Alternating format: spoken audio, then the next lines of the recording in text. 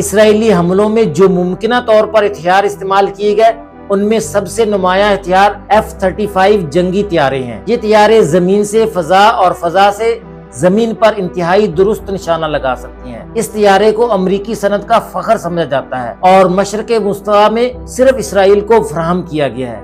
یہ 5ویں جنریشن کا جدید ترین لڑاکا طیارہ ہے۔ اس کی رفتار 1.6 ماخ یعنی تقریباً 2000 کلومیٹر فی گھنٹہ ہے۔ دشمن کے دفاعی نظام پر حملہ کرنے سے قبل یہ طیارہ ریڈار میں آئے بغیر اہداف کو تباہ کرنے کی صلاحیت رکھتا ہے۔ اسرائیل سے ایران کا کم از کم فاصلہ تقریباً 1000 کلومیٹر ہے، اس لیے ان طیاروں کو ایران میں حملہ کرنے کے لیے فضا میں ایندھن بھرنے کی ضرورت ہوتی ہے۔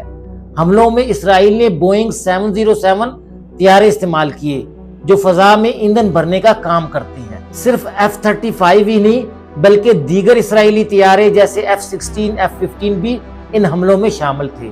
اسرائیل کے پاس تقریباً 40 سے 70 F-35 طیارے ہیں جبکہ F-16 کی تعداد 175 سے زیادہ ہے۔ ان حملوں میں تقریباً 200 طیاروں نے حصہ لیا جن میں بمبار، محافظ اور ایندھن بھرنے والے طیارے شامل تھے۔